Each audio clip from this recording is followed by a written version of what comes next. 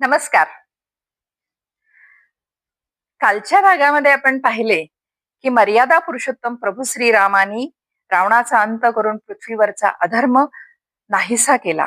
अयोध्येमध्ये रामराज्य स्थापन झालं. संपूर्ण पृथ्वीवर धर्म, सत्य आणि न्याय फुलून आला. पण श्रोते हो, कालचक्र कधीच थांबत नाही. प्रभू रामाने जेव्हा त्यांचा अवतार संपवला आणि त्यानंतर जसा सूर्य मावळल्यानंतर सगळीकडे अंधार पसरतो, तसा परत पृथ्वीवर अधर्म वाढायला सुरुवात झाली. या पुढची जी कथा आहे, जी राजा परीक्षिताला शुकदेव महाराजांनी सांगितली, अतिशय दिव्य कथा आहे. ती कथा ऐकण्याच्या आधी आपण भगवंतांचे आशीर्वाद घेऊयात आणि मग आपण आजच्या दिव्य कथेकडे वळूयात. वक्रतुंड महाकाय सूर्यकोटी समप्रभ निर्विघ्नं कुरु मे देव सर्वकार्येषु सर्वदा. ओम नमो भगवते वासुदेवाय कृष्णाय वासुदेवाय हरये परमात्मने प्रणतक्लेशनाशाय गोविंदाय नमो नमः.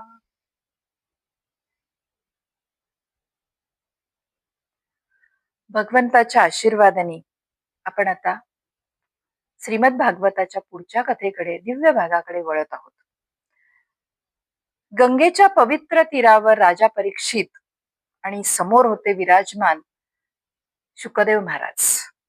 राजा परीक्षित अत्यंत भावुक आवाजामध्ये शुकदेव महाराजांना विचारते झाले, गुरुदेव, प्रभू श्रीरामानी सगळी पृथ्वी अधर्ममुक्त केलेली होती, मग अधर्म पुन्हा कसा काय वाढला आणि त्यावेळी भगवंतांनी काय केले? शुकदेव महाराज मंद स्मित करत म्हणाले, राजन, ही सृष्टी अशी आहे, जेव्हा जेव्हा धर्माची हानी होते तेव्हा तेव्हा परमात्मा भक्ताच्या रक्षणासाठी परत अवतार घेतो. आणि मग शुकदेव महाराजांनी अत्यंत दिव्य कथा सांगायला सुरुवात केली. आजची कथा, आजपासून यापुढे सगळ्याच कथा, आतापर्यंतच्याही कथा अतिशय सुंदर कथा होत्या, पण या पुढच्या कथांचे खूप सुरेख वर्णन आहे. श्रीकृष्णाच्या बाललीला पुढचा सगळा भाग हा अत्यंत ऐकण्यासारखा, श्रवणीय आहे. द्वापार युग सुरू झालं होतं. पृथ्वीवर अनेक दुष्ट राजे जन्माला आलेले होते. लोकांमध्ये लोभ, मोह, मत्सर, द्वेष, अहंकार, अधर्म सगळं माजलेलं होतं. सत्य कमी व्हायला लागलेलं होतं पृथ्वीवरचं, असत्याने त्याची जागा घेतलेली होती. आणि यामध्ये सगळ्यात जास्त अत्याचार करत होता मथुरेचा क्रूर राजा कंस. कंस इतका निर्दयी होता की तो स्वतःच्या स्वार्थासाठी कोणाचाही जीव घेऊ शकत होता, इतका तो निर्दयी होता. आणि यामुळे लोक अत्यंत भयभीत झालेले होते. ऋषी, मुनी, संत, महात्मे त्रस्त झालेले होते. पृथ्वीवरचं पाप अतिशय वाढलेलं होतं. पृथ्वी मातेचं हृदय दुःखाने भरून गेलेलं होतं, तिचं हृदय दुःखाने विदीर्ण झालेलं होतं. शुकदेव महाराज म्हणाले, राजन, तेव्हा मात्र पृथ्वी मातेने गायीचे रूप घेतले आणि ती देवतांच्या जवळ गेली. ती रडत होती, तिच्या डोळ्यातून सतत अश्रू वाहत होते. ती देवतांना म्हणाली की, देवानो, माझ्यावरचा पापाचा भार अतिशय वाढलेला आहे, अधर्माने माझं हृदय फाटत आहे, माझ्यावरचा पापाचा भार कमी करा, माझे रक्षण करा. पण देवदेवता देखील असहाय्य होते, हतबल होते. त्यामुळे ते सगळेजण पृथ्वी मातेला, गायरूपी पृथ्वी मातेला घेऊन ब्रह्मदेवांच्याकडे गेले आणि ब्रह्मदेवासहित सगळेजण क्षीरसागरामध्ये पोहोचले. तेथे सगळ्यांनी भगवान विष्णूंची प्रार्थना करायला सुरुवात केली. ओम नमो नारायणाय, ओम नमो भगवते वासुदेवाय. आणि ही प्रार्थना ऐकताच सगळे ब्रह्मांड शांत झाले. देवतांच्या प्रार्थनेने सगळे वातावरण भारावून गेले, वातावरण एकदम पवित्र होऊन गेले. आणि मग क्षीरसागरातून एक पवित्र आवाज, दिव्य आवाज बाहेर आला. देवतांनो, भिवू नका, मी स्वतः पृथ्वीवर लवकरच अवतार घेणार आहे. धर्माच्या रक्षणासाठी आणि भक्तांच्या संरक्षणासाठी, भक्तांच्या प्रेमासाठी आणि अधर्माचा नाश करून धर्म स्थापन करण्यासाठी. हे ऐकताच देवांच्या डोळ्यामध्ये आनंदाश्रू आले. शुकदेव महाराज म्हणाले, राजन, तो क्षण साधा नव्हता. स्वतः परब्रह्म पृथ्वीवर येण्याची तयारी सुरू झालेली होती. इकडे मथुरेमध्ये आता हा प्रसंग वैकुंठातला होता. आता खाली पृथ्वीवर मथुरेमध्ये भगवंत येण्याची तयारी सुरू झालेली होती. कशी ते आपण कथेच्या पुढच्या भागामध्ये बघूयात. मथुरेमध्ये राजा उग्रसेनाची कन्या देवकी हिचा विवाह धर्मात्मा वसुदेवांशी झालेला होता. संपूर्ण मथुरा नगरी आनंदात होती. मंगल वाद्य वाजत होते, ढोल ताशे वाजत होते, सगळीकडे मंगल वातावरण होते. पण श्रोते हो, नेहमी लक्षात घ्या, जिथे परमात्मा येणार असतो, जिथे परमात्मा अवतार घेणार असतो, तिथे आधी संकटे सुरू होतात, आधी भरपूर संकट येतात आणि मग परमात्माचा अवतार होतो. तेच इथे मथुरेमध्ये झालेले होते. देवकीला रथातून तिच्या घरी सोडण्यासाठी म्हणून स्वतः कंस निघालेला होता. कारण देवकी त्याची लाडकी बहीण होती. आणि अचानक आकाशातून एक दिव्य आकाशवाणी झाली. अरे कंसा, जिला तू इतक्या प्रेमाने तिच्या घरी जाऊन सोडत आहेस, तिचा 8वा पुत्र तुझा काळ आहे, तुझा मृत्यू ठरणार आहे. हे ऐकताच कंसाच्या चेहऱ्यावरचा आनंद पूर्णपणे गेला आणि त्याच्या चेहऱ्यावर आणि त्याच्या डोळ्यामध्ये क्रौर्य उतरले. चेहऱ्यावर संताप दाटून आला आणि त्याने तलवार काढली स्वतःच्या बहिणीला मारण्यासाठी. तो क्षण अतिशय भयावह होता. सगळे लोक भयभीत होऊन, अवाक होऊन बघत होते की एका क्षणामधलं वातावरण बदलून गेलं होतं. एका क्षणापूर्वी जे वातावरण मंगलमय होतं, तिथे आता मृत्यूचं तांडव सुरू होत होतं. त्यामुळे सगळे घाबरलेले होते. आधीच कंसाला सगळे घाबरत होते आणि आता तर एवढी भयंकर आकाशवाणी झालेली होती. त्यामुळे तर त्यांना माहिती होतं की आता देवकीचा मृत्यू अटळ आहे. देवकी थरथरत होती. वसुदेव शांतपणे हात जोडून कंसाला म्हणाले, कंसा, तुला देवकीपासून नाही तर तिच्या पुत्रांपासून भय आहे. मी स्वतः आज सगळ्यांच्या समोर तुला वचन देतो की जन्मलेलं प्रत्येक मूल मी तुला तुझ्याकडे आणून देत जाईल. कंस हे ऐकताच थांबला आणि त्याने देवकी आणि वसुदेवांची रवानगी कारागृहामध्ये केली. त्यांना कारागृहामध्ये टाकले.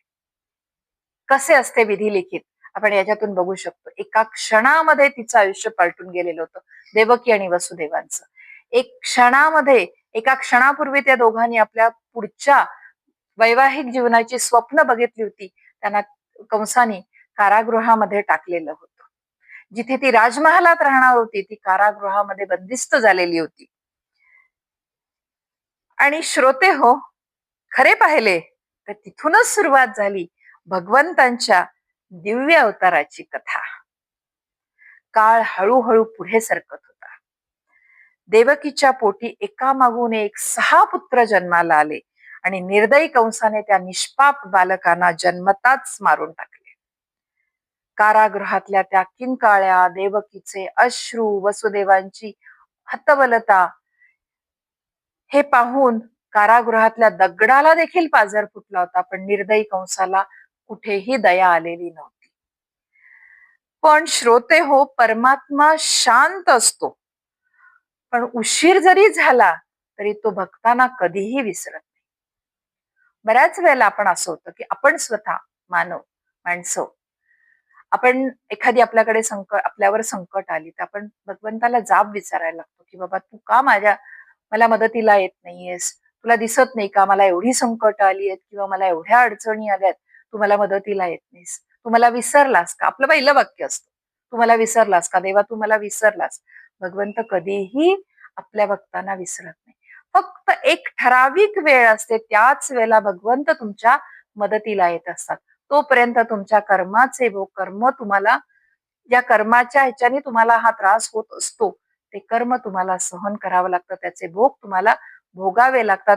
आणि तुमचे भोग भोगून झाल्यानंतर मात्र एकही क्षणाची उसंत न घेता भगवंत तुमच्या समोर, तुमच्या बाजूला उभे असतात.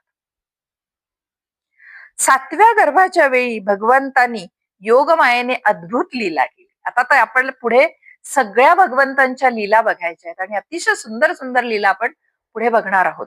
सुरुवात झालेली आहे लीलांची. योगमायेने अद्भुत लीला केली. 7वा गर्भ देवकीच्या गर्भाशयातून काढून रोहिणीच्या गर्भामध्ये स्थापन केला आणि तोच पुढे भगवान बलराम म्हणून जन्माला आला. तोच गर्भ पुढे बलराम म्हणून जन्माला आला.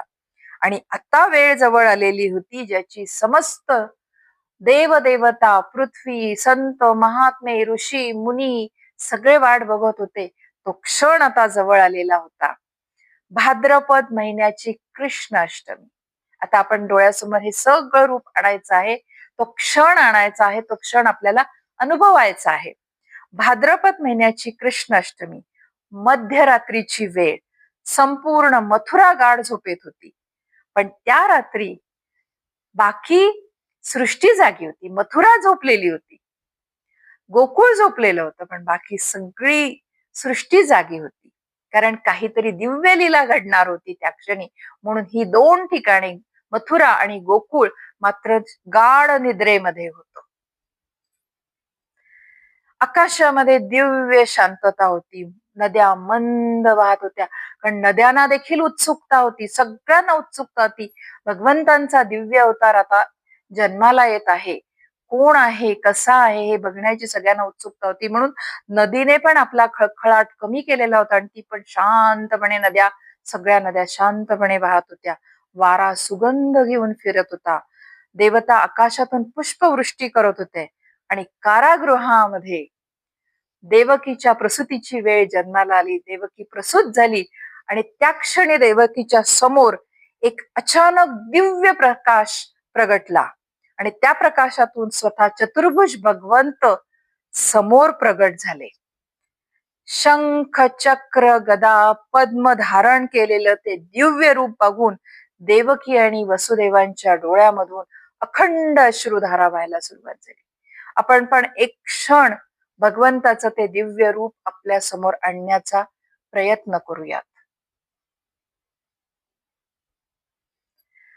शंख, चक्र, गदा, पद्म धारण केलेलं ते दिव्य रूप देवकी आणि वसुदेवांच्या समोर उभे होते. त्यांच्या अंगावर रोमांच उभे राहिलेले होते. मी पण आज आत्ता वर्णन करते तर माझ्या पण अंगावर रोमांच उभे राहिलेले आहेत. वसुदेव थरथरत म्हणाले, प्रभू तुम्ही आमच्या घरी अवतरलात. देवकी रडत म्हणाली, प्रभू कंस अत्यंत क्रूर आहे, तो तुम्हालाही मारून टाकेल. एक आई होती ती. त्या क्षणी तिच्या गर्भातून तिला माहित होतं की मला माझ्या गर्भातून, म्हणजे तिला एका थोड्या वेळाकरता भगवंतानी फक्त तिला दिव्य रूप दाखवलेलं होतं, पण तिच्या गर्भातून प्रगट झालेलं ते मूल होतं. त्याचं मातृत्व भाव तिथे तो दिसत होता. तिला तीच भीती वाटत होती की माझ्या या बाळाला परत माझा भाऊ कंस मारून टाकेल. तो प्रत्यक्ष परमेश्वर आहे हे देखील तिचं मन मानत नव्हतं. एवढं तिचं मातृत्व भाव उफाळून आलेला होता. भगवंत मंद हसले. ते म्हणाले, माते भिवू नकोस, मी भक्तांच्या रक्षणासाठी आलेलो आहे. आणि क्षणात दाखवलेलं दिव्य रूप त्यांनी अदृश्य केलं भगवंतानी आणि त्याऐवजी एक सुंदर सावळ तेजस्वी बालक देवकीच्या कुशीमध्ये होता. तो क्षण खरंच आपण अनुभवायचा आहे. आता मी सांगितल्यानंतर आपण प्रत्येकाने तो क्षण अनुभवायचा आहे की त्या क्षणामध्ये देवकीच्या मांडीवर, देवकीच्या कुशीमध्ये ते सावळं सुंदर तेजस्वी बालक होतं. आनंदाला देखील अश्रू आणणारा तो क्षण होता. आणि कारागृहामध्ये जन्मलेलं ते बालक साधं सुद्धा बालक नव्हतं, ते होते प्रत्यक्ष श्रीकृष्ण. आणि मग घडली सगळ्यात अद्भुत लीला. कारागृहाचे दरवाजे आपोआप उघडले.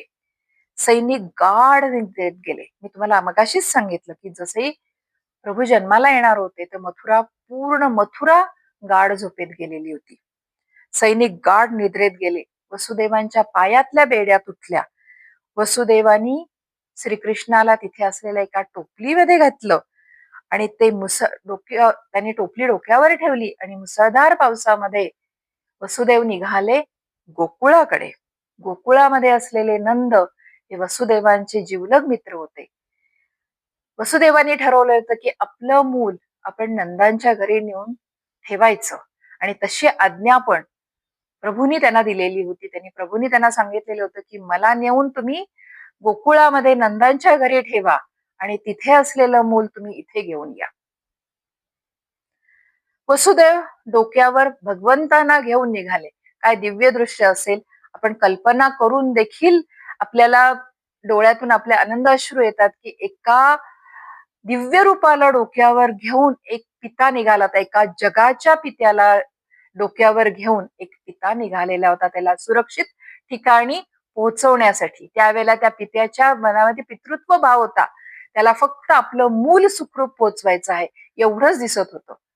अरे पण तो प्रत्यक्ष परमेश्वर सगळ्या जगाचा पिता आहे, तो सगळ्यांचं रक्षण करतो. पण त्या क्षणी त्या पित्याच्या भावनेनी त्यांना तिथे नेऊन त्यांना गोकुळामध्ये त्यांना सुरक्षित ठेवायचं, ही एकच भावना वसुदेवांच्या मनामध्ये दाटलेली होती. आणि त्यांनी तेवढ्या भर पावसामध्ये दुथडी भरून वाहिलेली यमुना समोर दिसत असताना तिच्यामध्ये प्रवेश केला. यमुना दुथडी भरून वाहत होती, तिच्या मागे उद्देश वेगळा आहे. यमुनेला भगवंतांचे चरण स्पर्श करायचे होते, भगवंतांचे दर्शन घ्यायचे होते. त्यामुळे तिच्या मनामधल्या असलेला आनंद दाटून आलेला होता आणि त्यामुळे तिचा प्रवाह जोरात वाहत होता, आनंदाने जोरात वाहत होता. ती उत्सुकतेने वाट बघत होती, कधी एकदा भगवंत माझ्या जवळ येतील आणि मी त्यांचं दर्शन घेऊन त्यांचे चरण स्पर्श करेन. भगवंतांना हे सगळे माहित होते की आपल्याला आपल्या चरण स्पर्शासाठी यमुना वाट बघत आहे. भगवंतांची लीला तेव्हापासूनच सुरू झालेली होती. भगवंत शांतपणे वडिलांनी डोक्यावर घेतलेल्या टोपलीमध्ये पहुडलेले होते. एक डोळ्यासमोर दृश्य आणा. एक पायाचा अंगठा तोंडात घातलेला आहे. वर शेषशाही शेषनागाने फणा धरलेला आहे. पाऊस पडू नये, भगवंत भिजू नयेत म्हणून शेषनागांचा फणा डोक्यावर आहे. एक पाय वर घेतलेला आहे, एक पायाचा अंगठा भगवंतांच्या तोंडात आहे आणि खाली यमुनाच्या लाटा वरपर्यंत येत आहेत, म्हणजे पायाला स्पर्श करण्यासाठी म्हणून लाटा वरपर्यंत येत आहेत. पण भगवंत तेवढ्याच लीलेने आपला पाय वर करत आहेत. अतिशय सुंदर दृश्य आपल्या डोळ्यासमोर आल्यानंतर देखील आपल्या डोळ्यातून अश्रू वाहत असतात. मला देखील यावेळेला माझा पण कंठ भरून आलेला आहे. माझ्या पण डोळ्यातून अश्रू थोडे थोडे सुरू झालेले आहेत.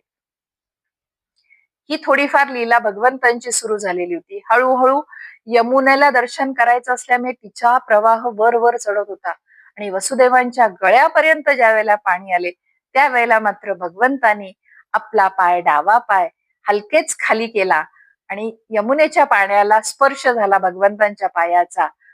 यमुनेला अत्यंत आनंद झाला आणि यमुनेचा प्रवाह म्हणजे पूर आपण ज्याला म्हणू शकतो, तो पूर ओसरला आणि तिने मार्ग करून दिला वसुदेवांना गोकुळात जाण्यासाठी. किती सुरेख दृश्य असेल आणि काय दिव्य ती एक वेळ असेल, याची आपण फक्त कल्पनाच करणे आपल्या हातात आहे. अशा प्रकारे एक पिता विश्वाच्या पित्याला डोक्यावर घेऊन गोकुळामध्ये चाललेला होता. इकडे गोकुळ पण पूर्ण योगमायेने, भगवंतानी योगमायेने गोकुळाला पण गाढ निद्रेमध्ये नेलेलं होतं. तिकडे यशोदा मातेला कन्यारत्न झालेले होते. वसुदेवानी गोकुळामध्ये नंदांच्या घरी प्रवेश केला. यशोदा मातेच्या कुशीतली कन्या टोपलीमध्ये ठेवली. टोपलीतले श्रीकृष्ण यशोदा मातेच्या कुशीमध्ये ठेवले आणि एकदा परत नमस्कार करून सगळ्या गोकुळाला, कृष्णाला नमस्कार करून कन्येला टोपलीमध्ये घेऊन ते परत आलेल्या मार्गाने परत कारागृहामध्ये पोहोचले. सकाळ झाली आणि कंसाला बातमी पोहोचली की देवकीला कन्यारत्न प्राप्त झालेले आहे. कंस वेड्यासारखा कारागृहामध्ये धावला. देवकी रडत होती, विनवणी करत होती. ती म्हणत होती, कंसा अरे ही तर मुलगी आहे, तिला मारू नकोस, तुला मुलापासून भय आहे. पण कंसाने काहीही न ऐकता क्रूरपणे त्या बालिकेला उचलले, तिचे पाय धरले आणि तिला मारण्यासाठी, खाली आपटण्यासाठी जसाही त्याने हात वर केला तर त्याच क्षणी ती कन्या त्याच्या हातातून निसटली. कारण ती योगमाया होती. हातातून निसटली आणि ती आकाशात प्रगट झाली आणि दिव्य रूप धारण करून ती म्हणाली, अरे मूर्ख कंसा, तुला मारणारा केव्हाच जन्माला आलेला आहे आणि तो सुरक्षित ठिकाणी पण पोहोचलेला आहे. हे ऐकताच कंसाच्या अंगाचा भीतीने थरकाप उडाला.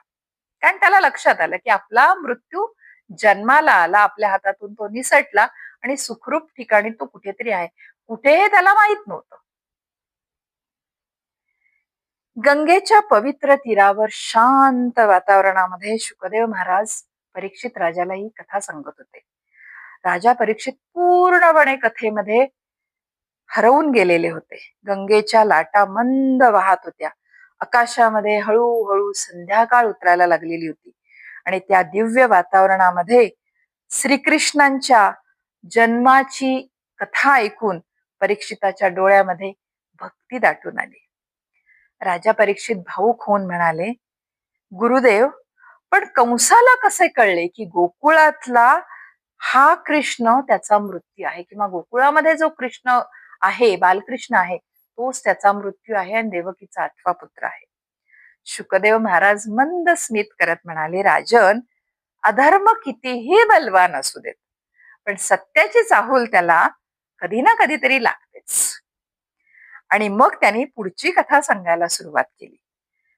ते म्हणाले, त्या दिवशी कंसाने देवकीच्या हातून ज्या छोट्या कन्येला हिसकावून घेतलं होतं, ती कन्या अचानक त्याच्या हातातून निसटून आकाशात प्रगट झाली. ती योगमाया होती आणि तिने सांगितले की तुझा मृत्यू सुरक्षित ठिकाणी पोहोचलेला आहे, तुझा मृत्यू जन्माला आलेला आहे. आणि पहिल्यांदाच कंसाला जाणवले की मृत्यूची वाटचाल त्याच्या दिशेने हळूहळू सुरू झालेली आहे. त्या दिवसापासून कंसाला झोप, तहान, भूक त्याचं सगळं विसरून गेला. तो त्याला प्रत्येक ठिकाणी मृत्यू दिसायला लागला. डोळे बंद केले तरी त्याच्या डोळ्यासमोर, कारण त्याला माहित नव्हतं नेमकं कोण जन्माला आले, कुठे जन्माला आले, हे त्याला माहित नव्हतं. पण त्याला तो मृत्यूरूपी देवकीचा 8वा मुलगा दिसायला लागायचा. झोपायला लागलं तरी दिसणं, जेवण, खाणं, पिणं, या सगळ्या ठिकाणी त्याला मृत्यू दिसायला लागला. शुकदेव महाराज हेच म्हणाले, राजन, आता याच्यातून तुम्हाला उपदेश आहे. मी तुम्हाला प्रत्येक कथेमध्ये सांगते की तुम्हाला श्रीमद भागवत कथेमधून तुम्हाला उपदेश करतो. आणि तो म्हणून श्रीमद भागवत खूप शांतपणे ऐकायचं असतं. अगदी नुसतं ऐकणं किंवा आम्ही कथा ऐकायला गेलेलो होतो असं जे म्हणलं जातं, खूप ठिकाणी असं होतं की आम्ही 7 दिवसाचा म्हणजे आम्ही सप्ताहाला गेलो होतो, श्रीमद भागवत ऐकलं. पण तुम्ही जर प्रत्येक गोष्ट शांतपणे, प्रत्येक कथा शांतपणे, प्रत्येक वाक्याचा अर्थ समजून घेतला तर तुम्हाला खूप गोष्टी समजून येतात. आता याच्यातच शुकदेव महाराजांनी आपल्याला एक खूप छान उपदेश केलेला आहे. ते म्हणाले, राजन, पापी माणूस बाहेरून कितीही शक्तिशाली असला तरी तो आतून कायम एका भयाने ग्रासलेला असतो. तो एका भयामध्ये जगत असतो. मग ते भय कुठल्याही रूपातलं असतं. कारण कसं केलेलं असतं, त्यांनी जे काही गुन्हे केलेले असतात किंवा तो जे असत्य वागलेला असतो किंवा त्यांनी लोकांना त्रास दिलेला असतो, त्यामुळे त्याच्या मनामध्ये एक प्रकारचं कायम भय निर्माण झालेलं असतं. मी हे असं केलंय ना, त्याचा परिणाम मला आज ना उद्या भोगावा लागणार आहे. त्या माणसाच्या मनामधून माझ्याबद्दल जे काही अपशब्द आले असतील किंवा आपण त्याला म्हणतो साध्या भाषेत तळतळाट, किंवा त्यांनी जे आपल्याला, आपण आता आधी म्हणायचे ते शाप म्हणायचे, आता आपण म्हणतो की तळतळाट आहे बाबा, एका गरीबाचा तळतळाट घेऊ नका किंवा कुणाचा, असं आपण जे म्हणतो. मग हे जे पापी माणसं असतात, हे जे त्रास देत असतात किंवा विनाकारण कोणाला आपण म्हणणं अडणं किंवा आपल्या शक्तीचा, पैशाचा, सत्तेचा त्रास, सत्तेने त्रास देणं, अशामुळे हे असे जे लोक असतात हे कायम एका भयामध्ये ग्रासलेले असतात किंवा भयामध्येच जगत असतात.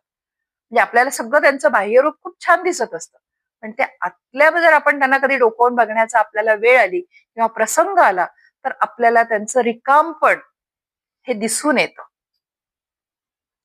कंसाने आपल्या गुप्तहेरांना आदेश दिला की सगळ्या राज्यामध्ये शोधा, छोटी छोटी सगळ्या गावांमध्ये शोधा, आणि जिथे कुठे तुम्हाला दिव्य बालक दिसेल त्या त्या दिव्य बालकाला तिथेच मारून टाका, त्याला जिवंत ठेवू नका. आणि मग सुरू झाला निर्दोष बालकांवरचा अत्याचार.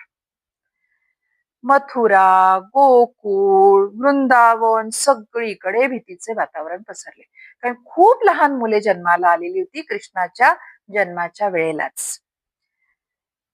पण जिथे भगवंत स्वतः रक्षणासाठी जन्माला आलेले होते, अवतार घेतलेला होता, त्यांना तर स्वतःला कोणी मारूच शकणार नाही आणि त्यांनी ठरवलेलं होतं की बाकीच्यांचं पण रक्षण करायचं.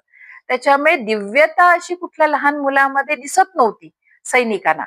म्हणजे दिव्य तेज किंवा काही त्याच्याकडून अशा वेगळ्या लीला घडल्यात अशा दिसत नव्हत्या, म्हणून ती लहान मुलं वाचली, त्यांना मारलं गेलं नाही. कारण हे होतं ही होती भगवंतांची लीला आणि भगवंत आपल्या भक्तांच्या रक्षणासाठीच आलेले होते. आणि इकडे गोकुळामध्ये छोटा कृष्ण, बाळकृष्ण छान प्रेमाने सगळ्यांच्या प्रेमामध्ये वाढत होता. म्हणजे सगळ्या गोकुळ, नंद, यशोदा यांच्या प्रेमामध्ये तो हळूहळू वाढत होता. संपूर्ण गोकुळ त्या कान्हावर जीव टाकत होतं. पण कंस शांत बसणाऱ्यापैकी नव्हता. त्याला लक्षात आलेलं होतं की आता आपल्याला शोधावं तर लागणार आहे. आपला मृत्यू कुठेतरी वाढतोय, पण त्याला आपल्याला लवकर शोधून मारावं लागणार आहे. त्यामुळे त्यांनी काय सुरुवात केली की आता गोकुळामध्ये जास्त मुलं जन्माला आलेली आहेत हे त्याला कळलेलं होतं. मग आता या जन्मलेल्या मुलापैकीच एक कोणीतरी माझा मृत्यू आहे, म्हणून त्यांनी पहिल्यांदा सुरुवात केली गोकुळामध्ये भयंकर राक्षस पाठवायला सुरुवात केली. त्यांनी काय केले की त्यांनी ठरवून टाकले की सगळ्या गोकुळामध्ये जेवढी लहान मुलं जन्मलेली आहेत या दिवसांमध्ये त्या सगळ्या लहान मुलांना मारून टाकायचं, असं त्यांनी त्या सगळ्या राक्षसांना आदेश देऊन टाकला. त्यामुळे त्यांनी काय केलं की एका पाठोपाठ एक राक्षस पाठवायला सुरुवात केली. पहिल्यात आली पुतना. पुतनाला त्यांनी सांगितले कंसाने की तू सगळ्या लहान मुलांना गोकुळामध्ये जा. ती मायावी राक्षसी होते, तू मायावी रूप घे आणि सगळ्या लहान मुलांना मारून टाक. म्हणून पुतना सुंदर स्त्रीचं रूप घेऊन गोकुळामध्ये आली आणि तिने ठरवलं की आता सुरुवात करायची सगळ्या लहान मुलांना मारायला. म्हणून तिने पहिल्यांदा प्रवेश केला नंदांच्या घरी. तिला पण माहित नव्हतं की श्रीकृष्ण म्हणजे भगवंतांचे अवतार आहेत आणि कंसाचा मृत्यू आहे. पण आता सगळ्या लहान मुलांना मारायचं, तर सुरुवात आपण तिथून नंदबाबांच्या घरापासून करूत, म्हणून तिने नंदांच्या घरामध्ये प्रवेश केला. तिने कृष्णाला म्हणजे तिने सगळ्याच लहान मुलांना ठरवलेलं होतं की सगळ्या लहान मुलांना विष पाजून मारायचं. म्हणून तिने मायावी असल्यामुळे तिने एका सुंदर स्त्रीचं रूप घेतलं आणि ती नंदाच्या घरी गेली. नंदाच्या घरी गेल्यानंतर तिने यशोदा मातेला सांगितले की मी बाळाला बघायला आलेली आहे, मी ऐकलेलं आहे की खूप छान बाळ आहे हे वगैरे, असं तिने ते आपली मायावी शब्द वापरून यशोदा मातेला सांगितलं. आणि तिने सांगितलं की मी त्या बाळाला घेऊ का, मला खूप इच्छा झालेली आहे त्याला कुशीत घ्यायची आणि स्तनपान करवायची. यशोदा मातेला त्यामध्ये काहीही चुकीचं वाटलं नाही. तिला वाटलं की ही एक आईच आहे, म्हणून तिने आपलं श्रीकृष्णाला पुतनेच्या मांडीवर दिले.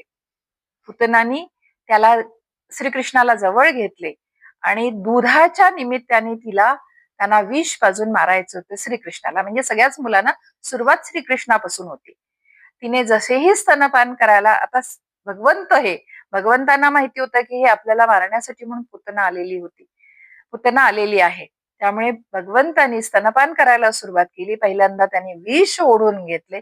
प्रत्यक्ष भगवंत आहेत, भगवंतावर विषाचा काय परिणाम होणार. भगवंतांनी विष ओढून घेतले आणि त्यानंतर तिचे प्राण ओढायला सुरुवात केली. ती कासावीस झाली, पण त्यांनी ते सोडलं नाही, दूध पिणं सोडलं नाही आणि अशा प्रकारे तिचे प्राण ओढून घेऊन तिला मोक्ष दिला. त्याच्यानंतर पुतनाला मुक्ती मिळाली, तिला मोक्ष दिला, तिला मुक्ती मिळाली. त्यानंतर आला शक्तासूर. गाडीच्या रूपामध्ये लपून बसलेला तो राक्षस होता. त्याने श्रीकृष्णाला गाडीच्या खाली चिरडून मारण्याचा विचार केला, पण छोट्या श्रीकृष्णाने पायाने गाडीला लाथ मारली आणि बैलगाडीला लाथ मारली आणि शक्तासुराचा अंत केला, त्याला पण मोक्ष दिला. त्यानंतर आला तृणावर्त. भयंकर वादळाचं रूप घेऊन तृणावर्त आला आणि त्यांनी प्रभूंना उचलून, वादळाच्या रूपामध्ये तृणावर्त आला आणि त्यांनी खेळते प्रभू होते, श्रीकृष्ण खेळत होते, त्यांना उचलून त्या वादळामध्ये वर नेलं आणि त्याचा असा उद्देश होता की वरपर्यंत घेऊन जायचं आकाशामध्ये आणि वरून श्रीकृष्णांना खाली फेकून द्यायचं.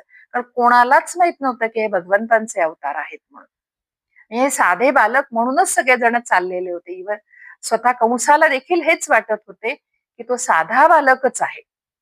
प्रत्यक्ष भगवंतानी अवतार घेतलेला आहे हे कंसाला देखील माहित नव्हते. वरपर्यंत घेऊन जाऊन त्यांनी वरून खाली टाकायचे असे ठरवले. पण जसेही आकाशामध्ये गेले तृणावर्त आणि भगवंत बाळ श्रीकृष्ण जसेही आकाशात गेले तसे श्रीकृष्णाने आपले वजन वाढवले आणि त्या वजनाने तृणावर्त मृत होऊन खाली कोसळला, त्याला पण मोक्ष मिळाला. या सगळ्या घटना बघून गोकुळातले लोक थक्क झाले. ते घाबरून गेले की एका पाठोपाठ एक गोकुळामध्ये संकट का येतात आणि बाळ श्रीकृष्णावर का संकटांची मालिका सुरू झालेली आहे. मात्र या घटनांची बातमी मथुरेपर्यंत पोहोचली. कंसाचे गुप्तहेर कंसापर्यंत येऊन म्हणाले की महाराज, गोकुळामध्ये जो एक छोटा मुलगा आहे आणि त्याला मारण्यासाठी जेवढे आपले राक्षस गेले त्या सगळे स्वतः मरत आहेत, पण त्या बाळाला काहीही होत नाही, त्या छोट्या मुलाला काही होत नाही. हे ऐकताच कंसाच्या मनात भीतीचं वादळ परत उठलं. सुरुवातीला कंस भीतीमुळे सगळ्या लहान मुलामध्ये आपला मृत्यू शोधत होता, की सगळी लहान मुलं म्हणजे हा आहे का माझा मृत्यू, हा आहे का माझा मृत्यू, असं तो शोधत होता.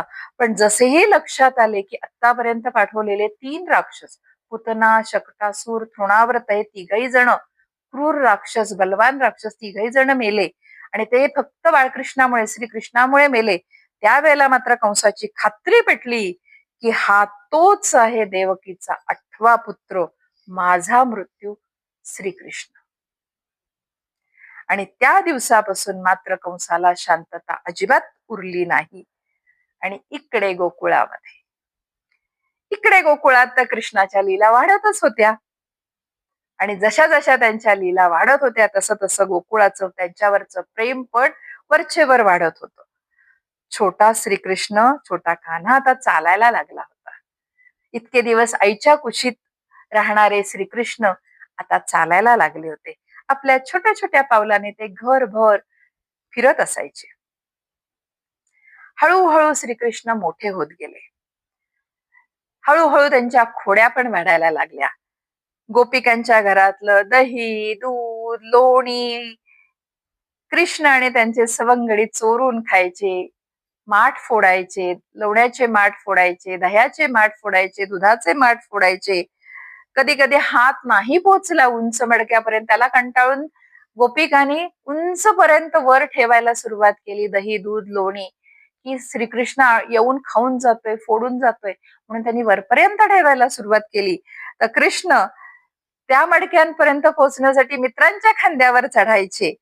ते कधी स्वतः लोणी खायचे, कधी मित्रांना लोणी वाटायचे, सवंगड्यांना लोणी वाटायचे, कधी माकडांना लोणी वाटायचे. आणि पकडलं गेलं समजा, हे सगळं करत असताना हे सगळे काय करायचे की घरात कोणी नाहीये अशा वेळेला श्रीकृष्ण तिथे पोहोचायचे. पण एवढं करू नये, जर कधी पकडलं गेलं तर मात्र निरागसपणे हसायचे. गोपिका रागवायच्या तर त्यांच्याकडे बघून मंद मंद हसायचे, कधी निरागसपणे हसायचे. आणि मग मात्र गोपिका रागाने यशोदा मातेकडे तक्रार करायला यायच्या. कंटाळून जायच्या गोपिका आणि यशोदा मातेकडे तक्रार करायला यायच्या. त्या म्हणायच्या, यशोदे, तुझा कान्हा खूप त्रास देतो ग, घरातलं सगळं लोणी खाऊन टाकतो, दूध सांडून टाकतो, दही सांडून टाकतो, सगळी मडकी फोडतो. अशा त्या कंटाळून यशोदा मातेकडे तक्रार करायच्या. पण तक्रार करताना त्यांच्या चेहऱ्यावर राग नसायचा, त्यांच्या चेहऱ्यावर अतोनात प्रेम असायचं भगवंतांबद्दल.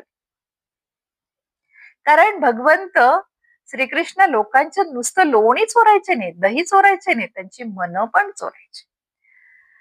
सगळ्या गोपिका यशोदा मातेकडे तक्रार घेऊन जायच्या. पण त्या तक्रार करत असताना त्यांना कुठेही असं वाटायचं नाही की यशोदा मातेने श्रीकृष्णाला शिक्षा करावी.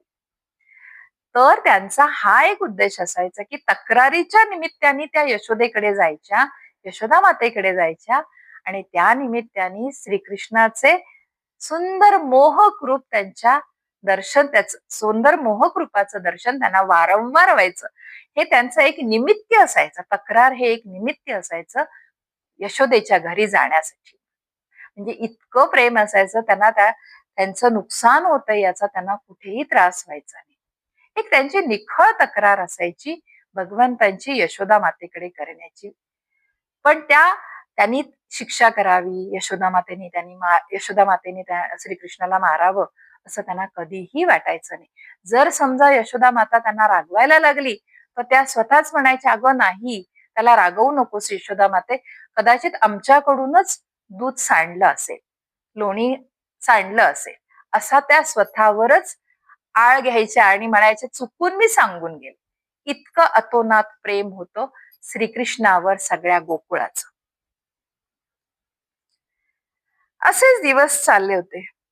एक दिवस खेळताना, आता अजून मी तुम्हाला सांगितलं ना की आता आपल्याला भरपूर लीला भगवंतांच्या बघायच्या आहेत. अजून एक लीला, सुंदर लीला आपण बघणार आहोत. एक दिवस खेळताना कृष्णाने माती खाल्ली अशी कृष्णांच्या बालसख्यांनी यशोदा मातेकडे तक्रार केली. यशोदा माता रागाने कृष्णाजवळ गेली आणि रागावून ती कृष्णाला म्हणाली, कान्हा, तू माती खाल्लीस? कृष्ण निरागसपणाने म्हणाले, नाही आई, मी नाही माती खाल्ली. किती छान एक निरागसता होती. आणि आई आणि मुलामधलं एक म्हणजे परमेश्वर, प्रत्यक्ष परमेश्वर, त्यावेळेला परमेश्वराचा सगळं बाजूला ठेवून फक्त एक मूल बनलेले होते, आईचं मूल, हाच भाव त्यांच्यामध्ये होता. त्यांनी कुठेही आपण परमेश्वर आहोत असे कुठेही त्या ह्याच्यामध्ये दाखवलेले नव्हते.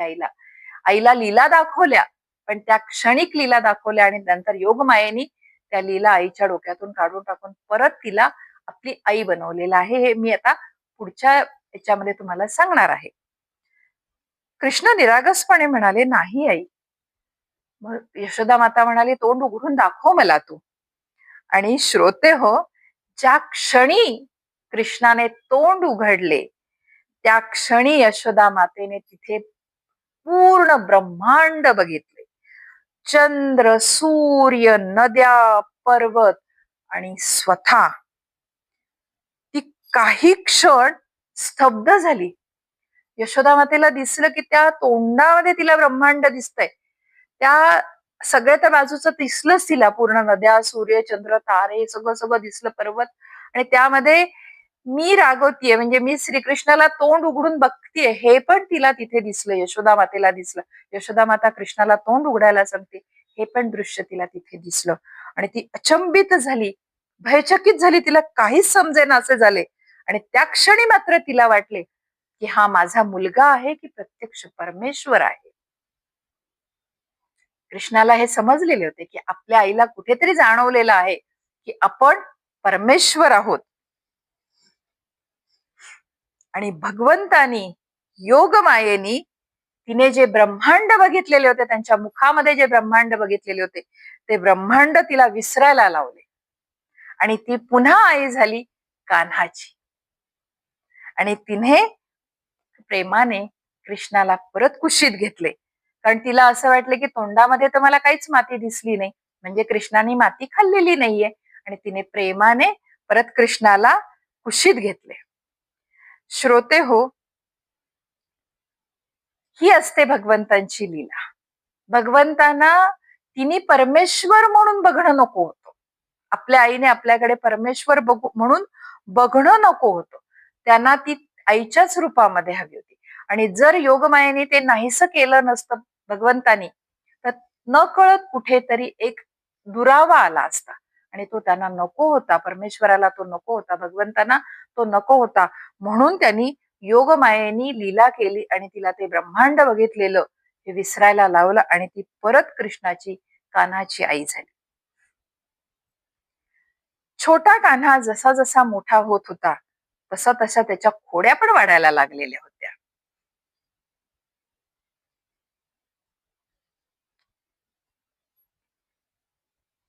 आणि एक दिवस कुणाच्या तरी मुक्तीचा दिवस जवळ येत होता. म्हणजे परमेश्वरांनी, भगवंतानी, श्रीकृष्णाने ज्या काही लीला केल्या त्या प्रत्येक लीलेतून कुणाला तरी मोक्ष मिळत गेलेला होता. यशोदा माता लोणी घुसळत बसलेली होती. कृष्ण तिच्या जवळच खेळत होते. थोड्याच वेळात श्रीकृष्णाने काय केलंय, लोण्याने भरलेलं मडकं जे यशोदा मातेने ठेवलेलं होतं ते त्यांनी फोडलं आणि त्यातलं लोणी खायला सुरुवात केली. ते बघून यशोदा माता मात्र रागवली आणि तिने हातात छोटी काठी घेऊन ती त्यांना मारण्यासाठी म्हणून उठली. विचार करा श्रोते हो, की ज्याला कोणीच पकडू शकत नाही, तो परमात्मा त्या दिवशी आईपासून घाबरून पळत होता. का तर आई आपल्याला पकडेल आणि शिक्षा देईल. जो सगळ्यांना शिक्षा करू शकतो, सगळ्या ब्रह्मांडाला जो शिक्षा करू शकतो, तो आईच्या शिक्षेपासून घाबरून पळत होता. किती सुंदर दृश्य आहे. डोळ्यासमोर आणलं तर आपल्याला पण खूप आनंद होतो. एक परमात्मा, प्रत्यक्ष भगवंत आपल्या आईपासून घाबरून पळत होते. का? तर आई आपल्याला पकडेल आणि मारेल. किती सुंदर मोहक दृश्य आहे. शेवटी यशोदा मातेने कृष्णाला पकडले आणि तिने शिक्षा म्हणून त्यांना एका उखळीला बांधलं. उखळीला बांधायला लागली. उखळीला बांधण्यासाठी म्हणून तिने दोरी आणली.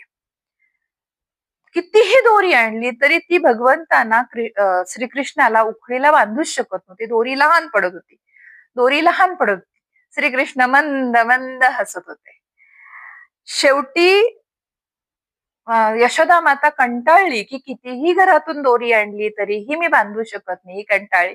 शेवटी आईचा त्रास त्यांना बघवला नाही आणि श्रीकृष्णाने स्वतःला दोरीने बांधून घेतलं उखळाला. म्हणजे भगवंत प्रेमाने स्वतःला बांधून घेतात. तुम्ही कुठली जबरदस्ती जर भगवंतावर केली तर भगवंत तुमच्या जबरदस्तीने बांधून स्वतःला घेऊ शकत नाहीत. तेच तुम्ही भगवंतांना मनापासून प्रेम केलं, मनापासून त्यांना वाहून घेतलं, तर तुमच्या प्रेमाने ते स्वतःला अखंड बांधून घेतात. या पुढची लीला बघा. एक त्या क्षणी भगवंतानी स्वतःला साधा बालक ठेवलेलं होतं. जो आईनी शिक्षा म्हणून उखळाला बांधलेला आहे, असे श्रीकृष्ण बनलेले होते. छोटा कान्हा रडत होता. डोळ्यामधून अश्रू अखंड वाहत होते. पण मनामध्ये हसणं सुरू होतं भगवंतांचं, कारण एका पुढच्या लीलेला सुरुवात होणार होती आणि ती लीला सुरू करायची होती. भगवंतांना फक्त यशोदा मातेचं तिथून निघून जाणं त्यांना गरजेचं होतं. उखळाला बांधून ठेवलं श्रीकृष्णाला आणि रागावून यशोदा माता घरामध्ये निघून गेली. उखळाला बांधलेल्या श्रीकृष्णाने आई निघून गेलेली हे बघताच मंद मंद हसायला सुरुवात केली, मोहक हसायला सुरुवात केली आणि उखळासहित स्वतःला ओढत ते अंगणामध्ये गेले. अंगणामध्ये 2 विशाल अर्जुन वृक्ष उभे होते. शुकदेव महाराज राजा परीक्षिताला सांगतायत, राजन, ते वृक्ष साधे नव्हते. ते होते कुबेराचे 2 पुत्र, 2 शापित पुत्र, नलकुवर आणि मणिग्रीव. शुकदेव महाराज म्हणाले, या दोघांना शाप मिळालेला होता आणि ते शापामुळे अर्जुन वृक्ष झालेले होते. त्याची कथा आपण थोडक्यात ऐकूयात. राजन, कुबेराचे दोन्हीही पुत्र अत्यंत श्रीमंत, अहंकारी आणि मदांध झालेले होते.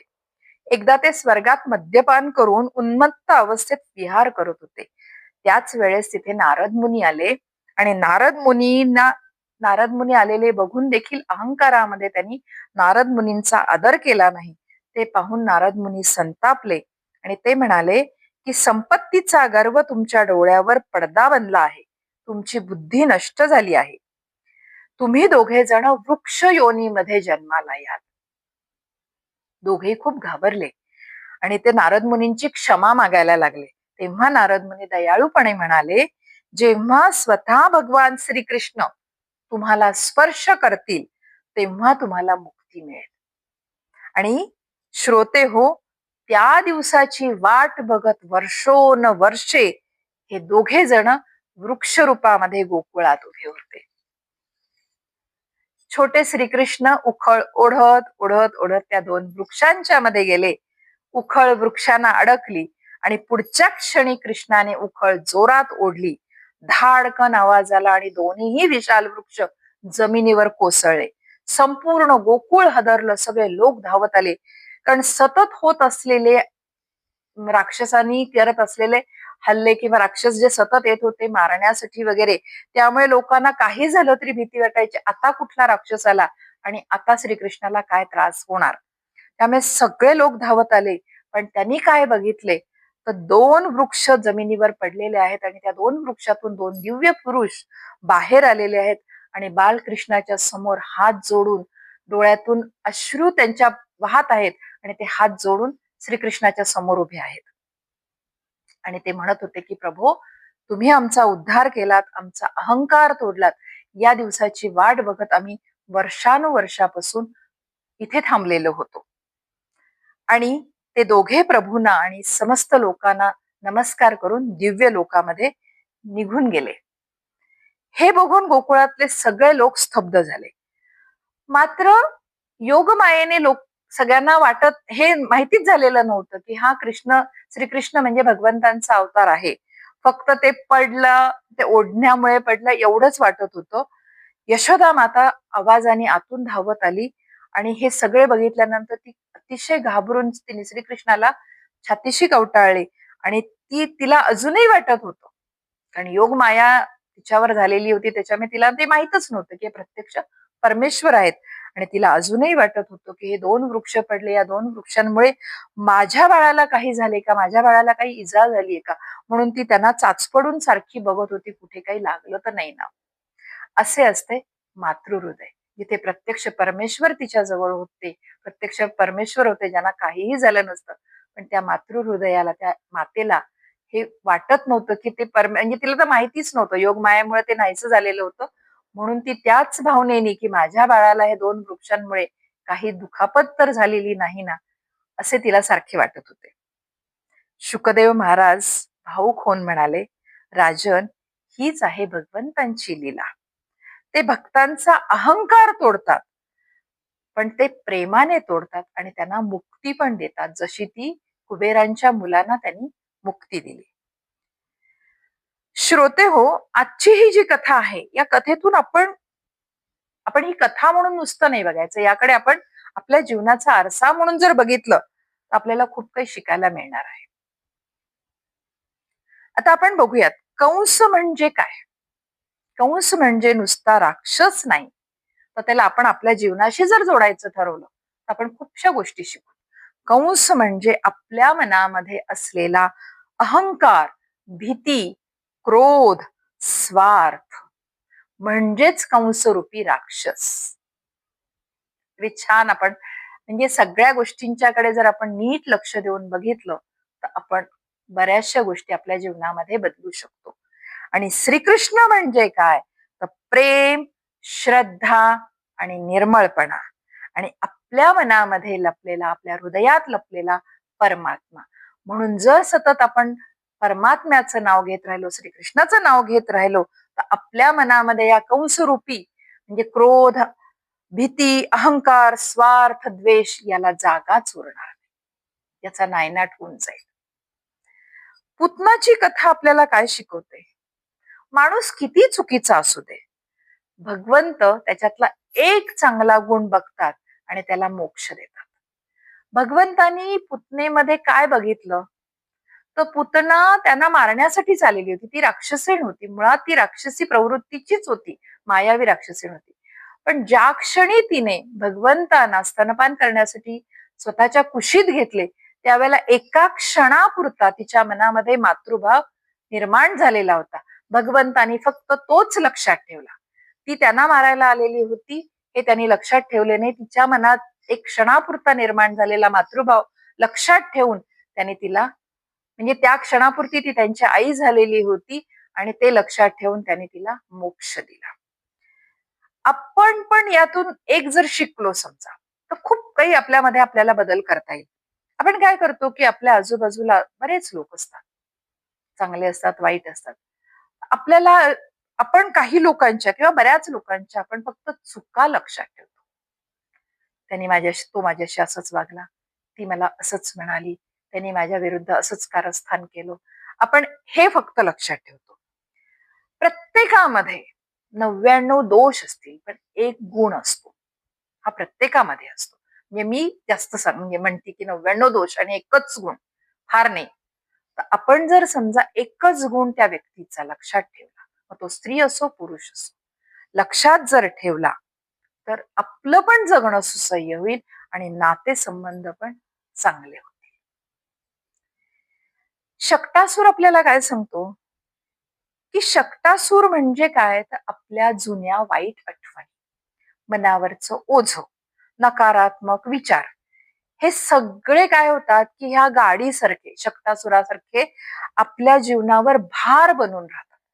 म्हणजे आपल्या मनात सतत त्या विचारांचा दाब वाढत राहतो. सतत म्हणजे कधीही आपण एकदा शांतपणे जरी आपण एकटे बसलो, तर आपल्या मनामध्ये खूप जुन्या, जुन्या, जुन्या, जुन्या वाईट आठवणी यायला लागतात. चांगल्या आठवणी खूप कमी येतात. तुम्ही कधी स्वतः पण आठवून बघा. तुम्ही ठरवलं, की बाबा मी एकटी शांतपणे बसणार. एक 2, 4, 5 मिनिटानंतर मग त्यावेळेला असं झालं होतं, तसं झालं होतं.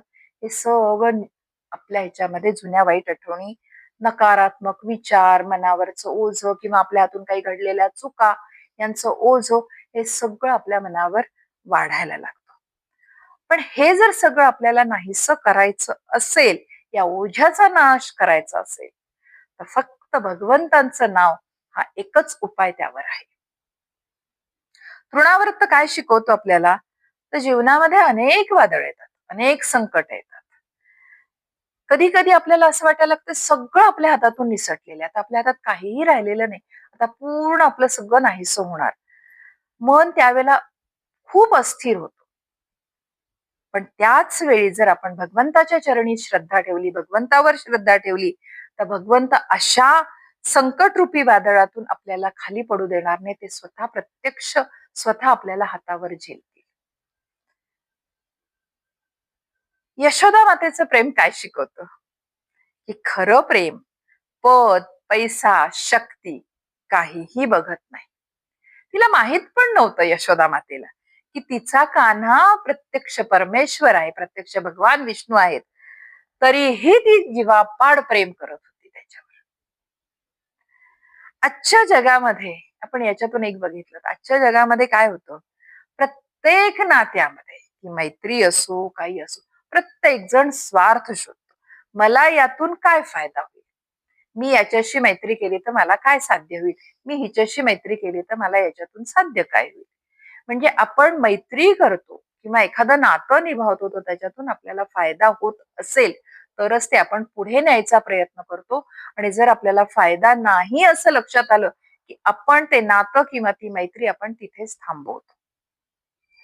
पण श्रीमद भागवतामध्ये, श्रीमद भागवत आहे, भगवान श्रीकृष्ण आहेत, आपल्याला निरपेक्ष प्रेम करायला सांगतात, जे यशोदा मातेने केलं. कुठलीही मैत्री, कुठलंही नातं तुम्ही स्वार्थासाठी कधीही करू नका, असं प्रत्यक्ष श्रीमद भागवत किंवा यशोदा मातेचं आणि श्रीकृष्णाचं नातं आपल्याला सांगतं. लोणी चोर श्रीकृष्ण आपल्याला काय सांगतात, की परमात्म्याला कुठल्याही मोठ्या गोष्टी नकोय. तुम्ही कुठलंही आवरण त्याला नका देऊ. त्याला सोन्यानी, चांदीनी मढवू नका, हिऱ्या माणकानी मढवू नका. त्याला फक्त हवं आहे तुमचं प्रेमाने भरलेलं मन. मनापासून केलेली पूजा, मनापासून मारलेली हाक ही फक्त भगवंतांना हवी आहे. बाकी त्यांना कशाची अपेक्षा नाही. अरे तो तुम्हाला देतो, त्याला तुम्ही काय देणार आहात? त्याच्याच आशीर्वादाने आज तुमच्याकडे सगळं आहे. आणि तुम्ही त्याला म्हणता, की मी तुला सोनं वाहीन, मी तुला चांदी वाहीन, मी तुला हिरे-माणकं देईन. परमेश्वराला हे काहीही नकोय. परमेश्वराला फक्त मनाने निर्मळतेने तुम्ही केलेलं प्रेम हवं आहे. जसं लोणी दुधातून निघतं, तसं भक्ती आपल्या मनातून निघाली पाहिजे. निर्मळ, मऊ आणि प्रेमाने भरलेली. 2 वृक्षांची कथा आपल्याला काय सांगते? 2 वृक्षांची, नलकुवर आणि मणिग्रीवची कथा आपल्याला सांगते, की संपत्ती आणि अहंकारामध्ये आपण इतके बुडालेले असतो, की आपण संस्कार विसरतो. आज हेच आहे आपल्याकडे, आपण सगळी कलियुगामध्ये आपण हेच बघतोय. लोक संस्कार विसरलेले आहेत. प्रत्येकाला सत्तेचा, पैशाचा प्रचंड अहंकार आहे. त्या अहंकारामध्ये लोकांची वागणं, बोलणं हे सगळं विसरून गेलेले आहेत लोक. आज अनेक लोकांकडे पैसा आहे, पद आहे, प्रतिष्ठा आहे, पण नम्रता नाहीये. पण श्रोते हो, आपण एक लक्षात ठेवायला पाहिजे, की अहंकार माणसाला वृक्षासारखा ताठ करतो, वेलीसारखा लवचिक करत नाही. नेहमी वेलीसारखं बना, वृक्षासारखं ताठ बनू नका. प्रेम आणि भक्ती तुम्हाला मुक्त करते. नारद मुनींनी शाप दिला, त्यामध्ये देखील कृपा होती. कधी कधी माणसाच्या जीवनामध्ये, आपल्या जीवनामध्ये दुःख येतं, त्यामुळे आपण खूप तुटून जातो. अनेक प्रसंगामुळे आपल्या डोळ्यात अश्रू येतात. पण नेहमी लक्षात ठेवा, काही प्रसंगामुळे आपण खूप असहाय्य होतो, खूप रडतो. पण ते रडणं हे आपल्याला परमात्म्याच्या जवळ नेण्याचा एक मार्ग असतो. कुठेतरी आपण हळूहळू परमात्म्याकडे जात असतो. म्हणून प्रत्येक दुःखाला तुम्ही शिक्षा नका समजू. देवाने मला शिक्षाच केली का, असं नका समजू. ती शिक्षा नाहीये, ती भगवंत तुम्हाला दाखवत असलेली एक दिशा आहे, त्याच्यापर्यंत पोहोचण्याची. आणि सगळ्यात मोठी एक गोष्ट आहे, नेहमी लक्षात ठेवा, संपूर्ण विश्वाचा स्वामी आईच्या प्रेमासाठी रडतो, तिच्या मारापासून घाबरून पळतो, तिच्याकडून स्वतःला उखळाला बांधून घेतो. याचा अर्थ काय आहे? भगवंत शक्तीने नाही, संपत्तीने नाही, तर प्रेमाने जिंकता येतात, भक्तीने जिंकता येतात. म्हणून जीवनामध्ये कितीही संकट आली, तुमच्या लोकांनी तुमची साथ पण सोडली, असं बरेचदा होतं, खूप जणांना अनुभव आलेला असेल की खूप संकट आली की लोक बराबर बाजूला. त्यातल्या त्यात आर्थिक संकट जर आलं तर फार लवकर सगळे दूर जातात. प्रत्येकाला असं वाटतं की आता पुढचं सगळं मला खर्च करावा लागेल की काय, माझ्या गळ्यात पडेल की काय. या कारणाने नातेवाईक जातात, जवळचे जे जवळचे म्हणवत असतात अशी मित्रमंडळी सगळी दूर पळायला लागतात. लोकांनी साथ सोडली, तुमचं मन तुटलं, तुम्ही एकटे पडलात, तरी एक गोष्ट कायम लक्षात ठेवा, गोकुळातला तो सावळा कान्हा आजही भक्तांच्या हृदयामध्ये तसाच आहे. फक्त त्याला मनापासून आर्तपणे हाक मारायचा उशीर आहे. कधीही तुम्हाला कुठली संकट येऊ द्या, कोणालाही म्हणू नका, कोणाकडेही हात पसरू नका, कोणाकडेही हात जोडू नका. फक्त त्या भगवंताला मनापासून आर्तपणे हाक मारा, त्याला हात जोडा. तो क्षणात तुमच्या समोर, हा एवढंच आहे की तो प्रत्यक्ष नाही, पण तो कुठल्या ना कुठल्या रूपाने तुमच्या समोर येईल. कुठल्या ना कुठला सहाय्यक त्याचं रूप घेऊन तुमच्यापर्यंत आलेला असेल. फक्त उशीर आहे तुम्ही आर्तपणे त्याला हाक मारण्याची. भेटूयात. आज अनेक भगवंतांच्या अनेक दिव्य लीला आपण बघितल्या. उद्या या पुढच्या अजून दिव्य लीला आपल्याला बघायच्या आहेत. भगवंतावर येणारी संकट पण आपल्याला बघायची आहेत आणि त्यातून त्याने दिलेला मोक्ष पण आपल्याला बघायचा आहे. त्या भागाकडे वळण्याच्या आधी आपण भगवंतांची आराधना करूयात आणि त्यानंतर मात्र मला अनुमती द्या, भेटूयात उद्याच्या भागात. कृष्णाय वासुदेवाय हरये परमात्मने प्रणतक्लेशनाशाय गोविंदाय नमो नमः. ओम नमो भगवते वासुदेवाय.